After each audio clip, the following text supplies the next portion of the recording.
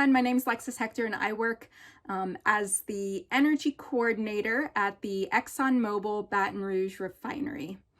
So energy coordinator, what does an energy coordinator do? Well, I can really break my job into two distinct sections. So we'll start with the first one, which is really around month close. So this is something that your parents might do when they pay bills at the end of each month, but it's going back and looking at what you planned to spend and then what you actually spend and trying to come up with the bridge that explains why the two are different. So at ExxonMobil, we plan for each month to spend a certain amount on energy, right? So your parents' bill is likely quite a bit smaller than our ExxonMobil energy bill, but it's the same idea. So I bridge every month back to what we had planned and then what we actually spent on energy.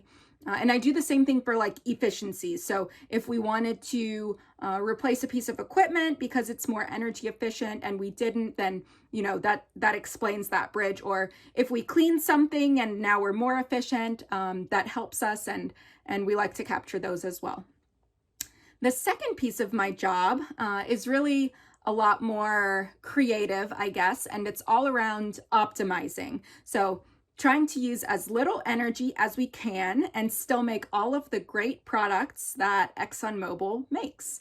So we try to think of things like, hey, could we shut down this piece of equipment so that we can use less energy and still make the same amount of products on the back end?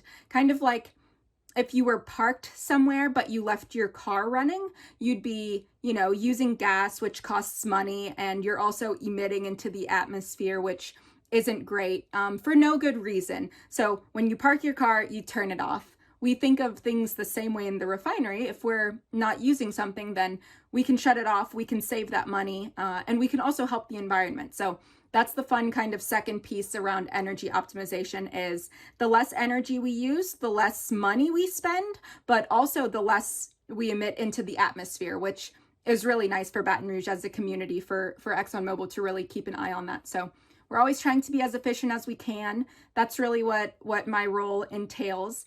I also help come up with the actual energy plan on what we're going to spend the next year, that we then bridge to in our monthly reconciliations.